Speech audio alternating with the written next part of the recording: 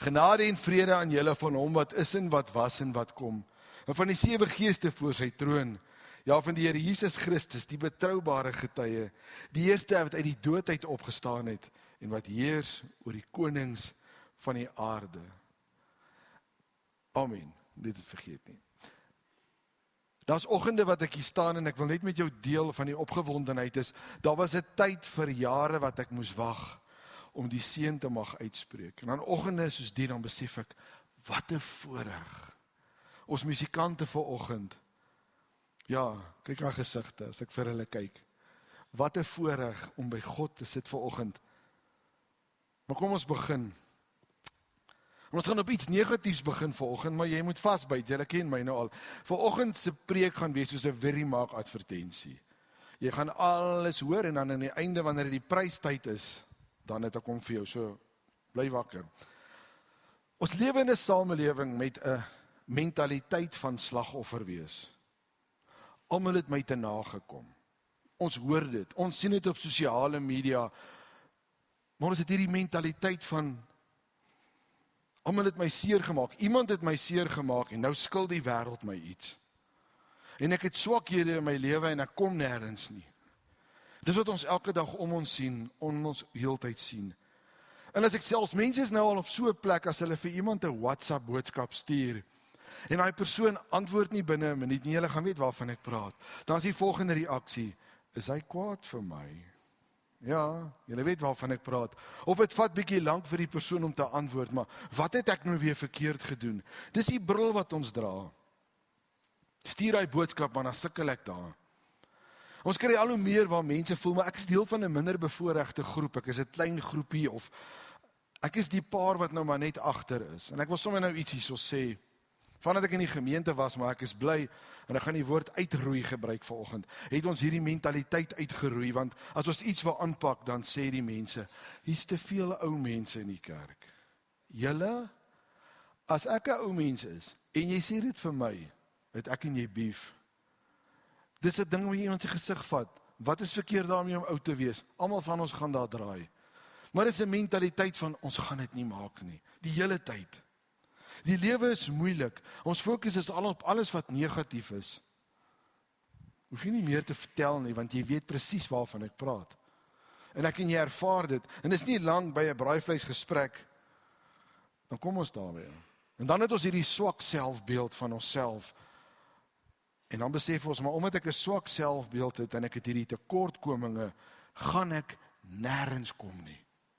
Ek gaan niks bereik nie.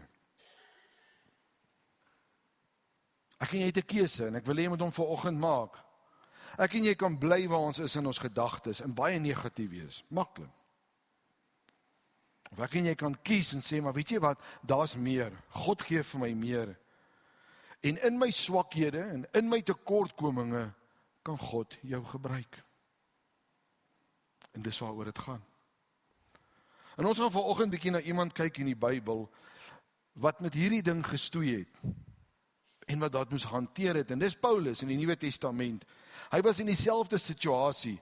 Hy het gepraat oor sy tekortkominge, want daar's iets wat hy tekortkominge en daar's swakhede wat hierdie ou het, maar hy kom nêrens nie. Ultimate, ons dink so. Ons gaan vanoggend kyk daarna. En dan gaan ons gaan kyk natuurlik van Paulus wat skryf van die doring in die vlees wat hy het. En ek wil hê jy moet saam met my oopmaak by 2 Korintiërs 12 vanaf vers 1.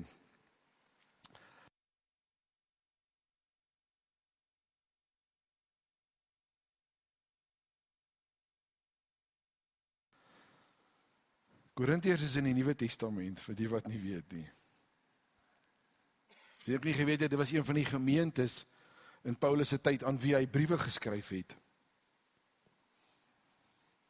En ek wil hê jy moet dit sommer oophou terwyl ons werk daardeur, dat jy kan terugverwys as dit vir jou nodig is.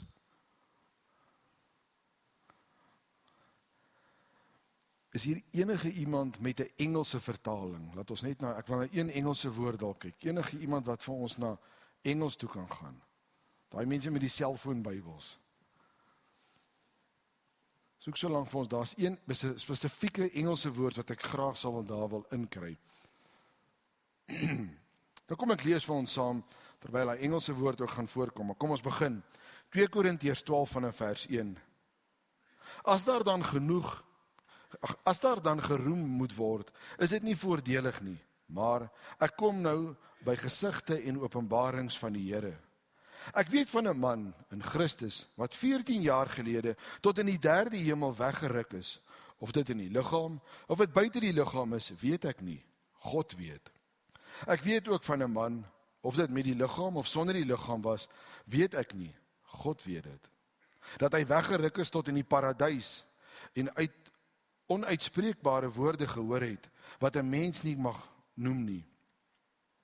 Op so iemand sal ek my beroem, maar op myself sal ek my nie beroem nie, behalwe oor my swakhede. As ek my wel daaroor wil beroem, sal ek nie dwaas wees nie, want ek sal in die waarheid praat, maar ek weerhou my daarvan, sodat niemand meer aan my sal toedoen as wat hy van my sien of by my hoor nie. Selfs met inagneming van die buitengewone aard van my openbaring. Daarom, om te keer dat ek opgeblaas word, en sodat ek nie hoogmoedig word nie, is daar vir my 'n doring in die vlees gegee, 'n engel van Satan, om my met die vuist te slaan. Hieroor het ek die Here 3 maal gesmeek, dat hy dit vir my moet wyk. Maar hy het vir my gesê, my genade is vir jou genoeg, want my krag word in swakheid volbring.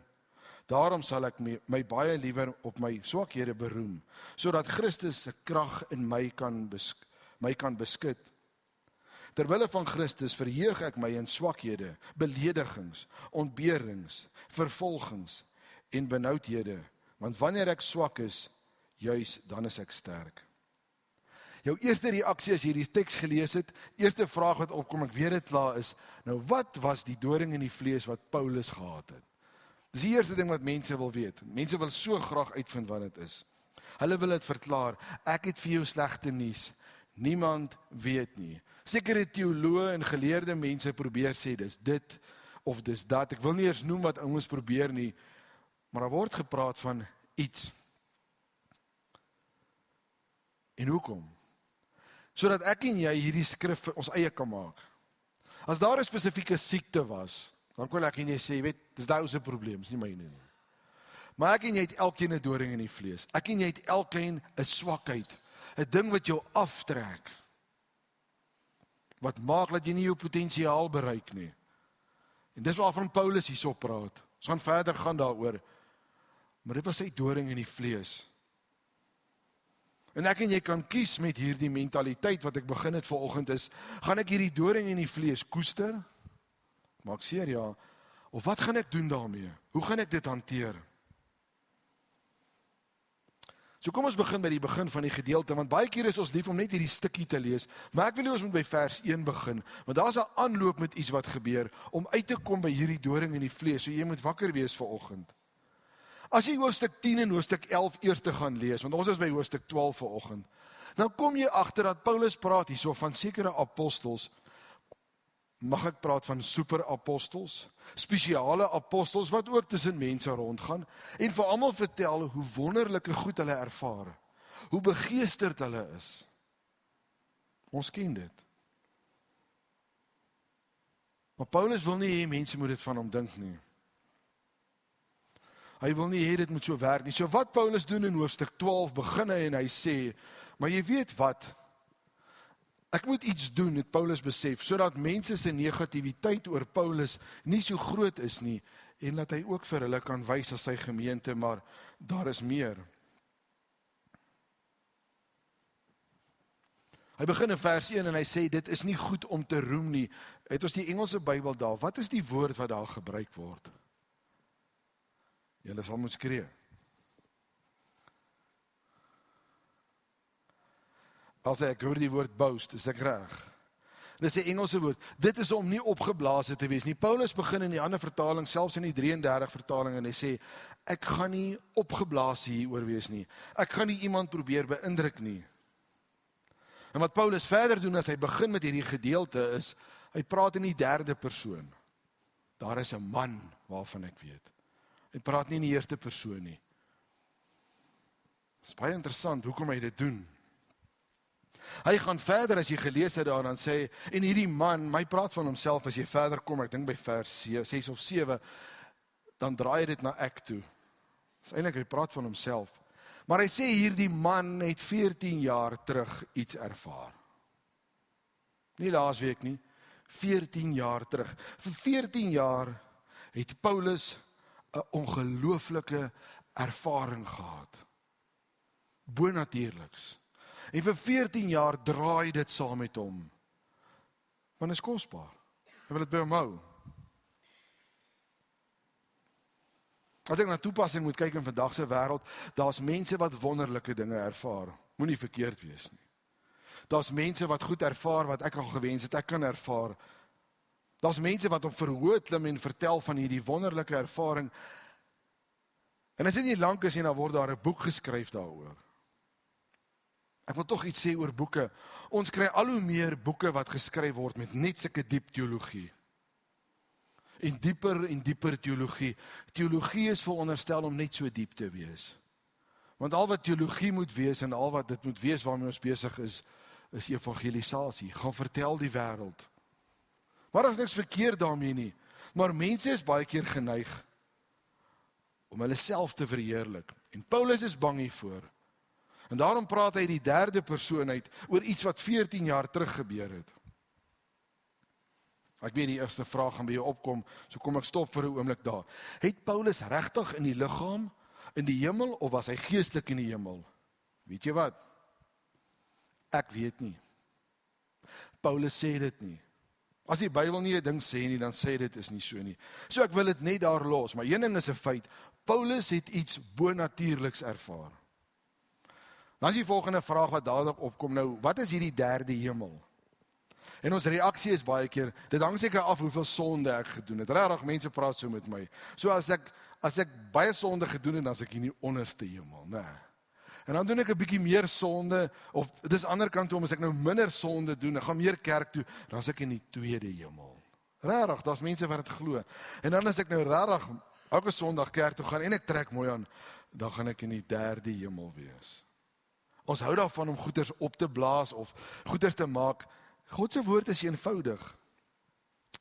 In daardie tyd, daardie mense het nie die sterk kennis wat ons het van vandag nie. Was die manier hoe hulle gepraat het is, die eerste hemel was die blou lig. Die tweede hemel waarna hulle verwys het, was die sterre. En die derde hemel, in die hemelruim waarna hulle verwys het, is die plek waar God bly. In ons taal praat ons van die hemelruim, een woord. As jy nou nie mooi verstaan nie, kom ek verduidelik dit so. Kom ek en jy gaan nou terug in tyd, terug na die Israeliete toe waar hulle in die woestyn was. En nou gaan vertel jy vir 'n Israeliet, luister, daar van 'n Boupark het ons 'n 3-gang maaltyd. Ons het voorgereg, hoofgereg en nagereg. Pudding, as jy nie mooi verstaan waarvan ek praat nie. Weet jy wat gaan die Israeliet vir jou sê? Hy sê nee, ons het net eenmal 'n dag kos, manne aan kwartels. Want in sy taalverwysing is, hy het een ete. Ons het ook een ete, maar hy is in 3 gedeel. Moenie meer maak van die skrif as wat in die skrif staan nie. Paulus maak dit baie duidelik. Hy het 'n bonatuurlike ervaring gehad met God. Daar's niks verkeerd om 'n goddelike visie te kry nie. Maar Paulus leer ons iets vanoggend hier. Bewaar dit in jou hart. Wat het Maria gedoen die oomblik toe sy by die engel gehoor het, sy gaan die Here Jesus se ma wees, die Messias. Sy het dit aan haar hart bewaar. Dit is kosbaar. Partykeer moet ek en jy net hierdie wonderlike dinge van onsself hou. So bly liewer stil. Nou daar's 'n ander ding, Paulus spreek in vers 5, kan ons teruggaan na vers 5 toe, is Paulus besig daar met woorde te speel. Nog so 'n bietjie aan. Het ons vers 5 daar. Op so iemand sal ek my beroem, maar op myself sal ek nie beroem nie, behalwe oor my swakhede. Nou wil ek jou iets vertel van Paulus wat jy dalk nie weet vanoggend nie is. Paulus was nie baie populêr nie. Paulus was nie eens 'n goeie prediker nie. Alhoewel hy die Nuwe Testament, die meeste boeke geskryf het so. As jy wil weet hoe goeie prediker Paulus was, blaai vir my na Handelinge 20 toe. Nou gaan kyk ons bietjie, wat sy uitmuntende prediking het hierdie ou gehad. En wat het gebeur wanneer Paulus gepreek het? Kan ons gaan na Handelinge 20 vers 9.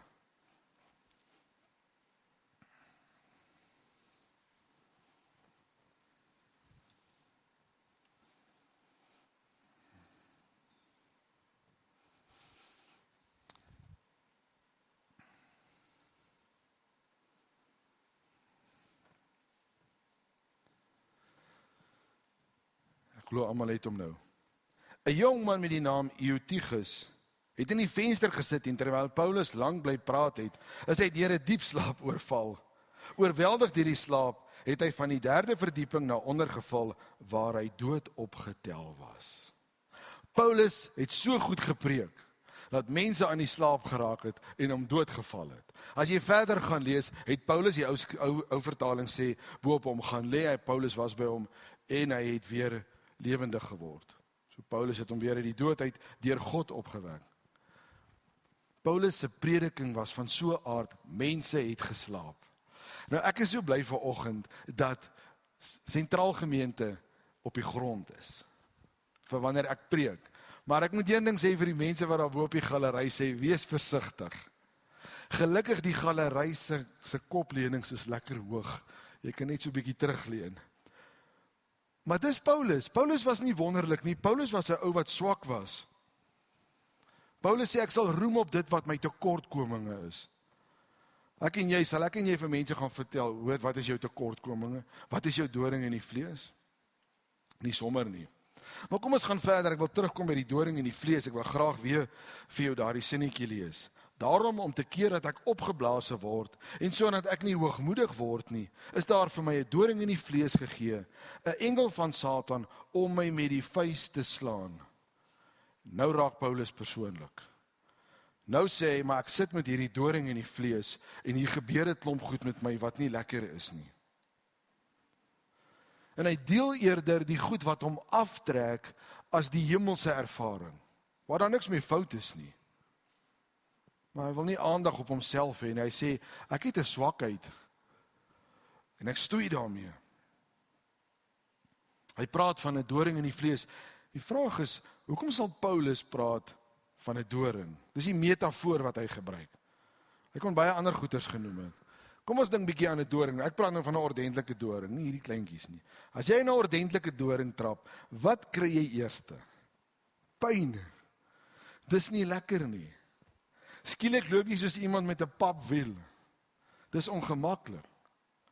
En eers moet hierdie doring uitgehaal word. So wat gebeur is wanneer jy in 'n doring trap is, jy kan nie normaal aangaan met jou lewe soos wat jy veronderstel is nie. Skielik word jy teruggehou. Die seer wil nie net sommer weggaan nie. En solank daai doring in jou vlees is jy in ongemak en sukkel jy om iets te doen. Dit werk nie.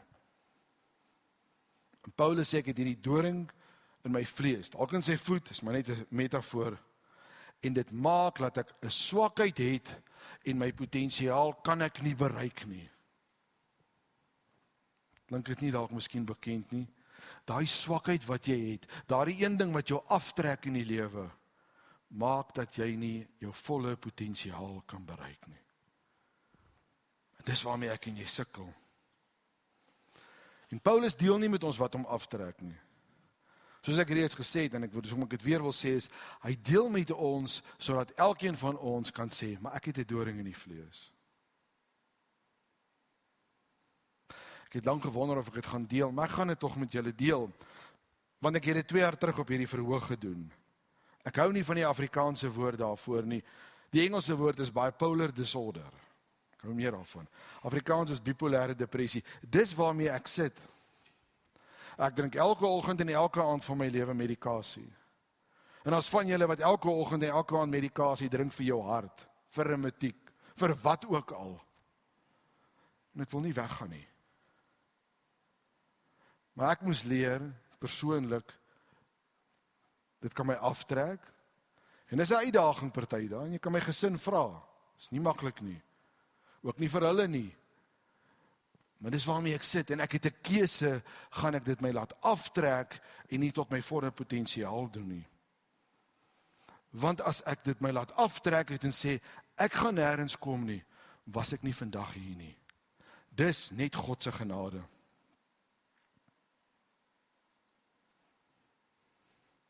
Nou gaan jy miskien begin dink, maar joh, hierdie arme man, kyk, ek bedoel, Paulus is dan 'n godsman, ek bedoel, hy's 'n apostel, hy het tot bekering gekom in Handelinge. As jy die hele storie van hom kyk en jy hoor waar Paulus alles was, ek bedoel, hy's naby aan die Here. En alwaar Paulus die hele tyd praat is oor hierdie swakheid, hoe ernstig dit is.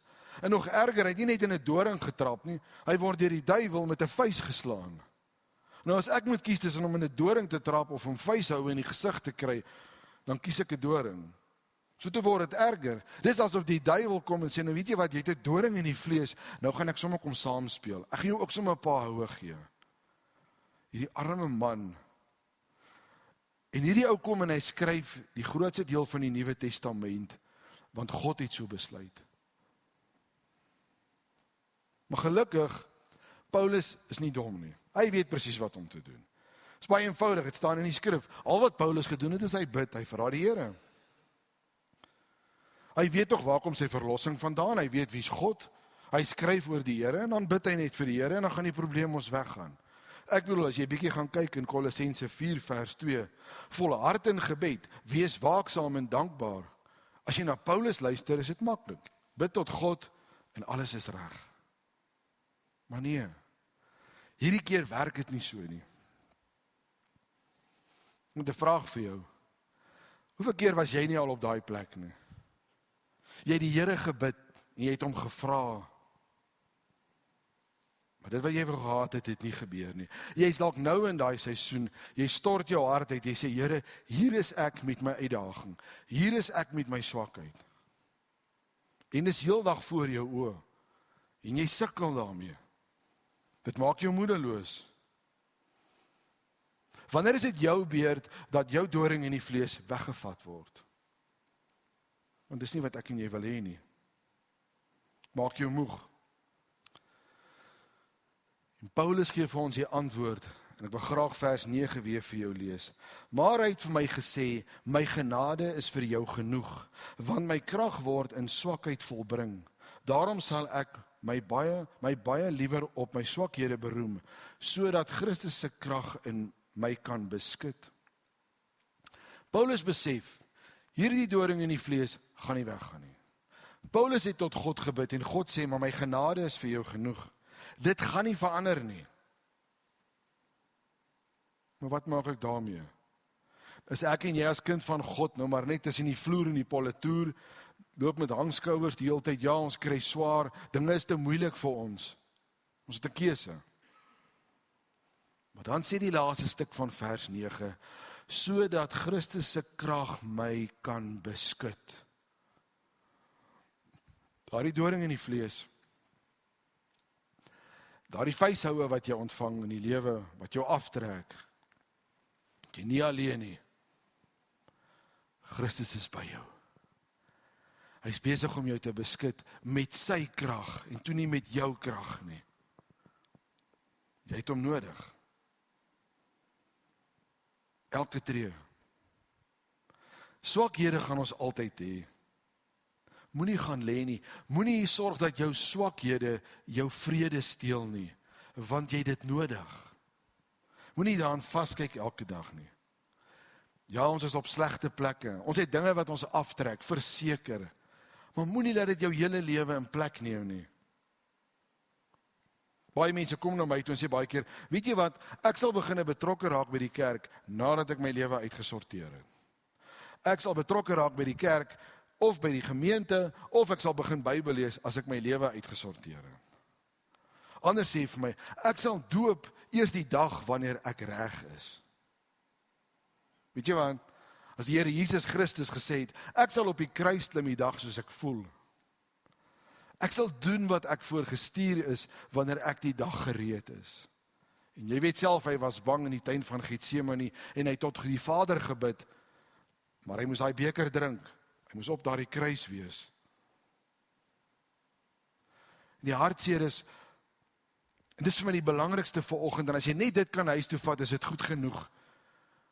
Ek en jy mis uit op die koninkryk van God, omdat die verskonings groot is.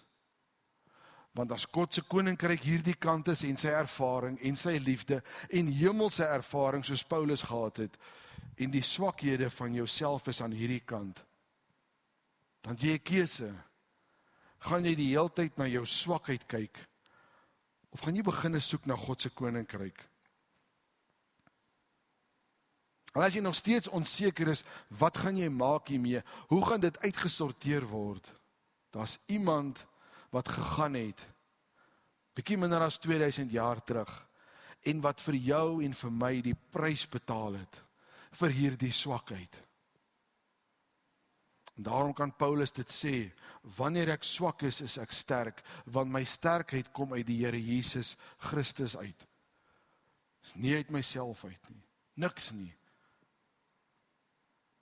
Die feit dat jy vanoggend hier sit, is 'n wonderwerk. Jy het nie nodig gehad om vanoggend asem te haal nie. Dis nie jou eie keuse nie. Dis God se. Hy gee vir jou hierdie dag met jou swakhede. Wat gaan jy met vandag se swakhede doen? Gaan jy hulle koester? Of in jou kop optel as kind van God en sê, ja, die duiwel slaan my hart op partykeere. Ja, ek het 'n doring in die vlees, ek loop moeilik van hartseer en van pyn. En dit is daar. Ons almal het dit. Maar ek sal my kop optel, want iemand het sy lewe gegee vir my, sodat ek voluit kan lewe. Amen. Kom ons bid saam. Here, ons kom vanoggend voor U met 'n opgewondenheid. Ons kan vaskyk in die tekortkominge wat ons het. Ons kan bang wees vir die tekortkominge en hulle is daar. Ons kan redeneer daaroor. Maar nee, ons is in U hande. U is die enige ware God en ons kom vanoggend voor U en sê, Here, ek wil myself oorgee aan U. Ek wil vanoggend net vir 'n slag sê, Here, hier is my hart, sodat ek net nader en nader aan U kan wees. Heilige Gees, lei my, dat ek my kop sal optel en nie in my swakhede vaskyk nie. Dat ek sterk sal word. Sterk sal word, want daar is 'n ewige, ware God, wat nou op 'n troon sit en sê, jy is myne. Ek sal jou nie alleen los nie. Ons dank U, Here, vir U goedheid en U guns. En ons gebed vanoggend is, dat U ons sal toevou met U Gees elke tree, en dat ons net nader en nader aan U kan wees. En ons wil bid, Heilige Gees, lei ons in hierdie koninkryk, dat ons medewerkers sal wees, en die goeie werke, wat U vir ons gekies het, sal uitleef, en net meer en meer U teenwoordigheid ervaar. Amen.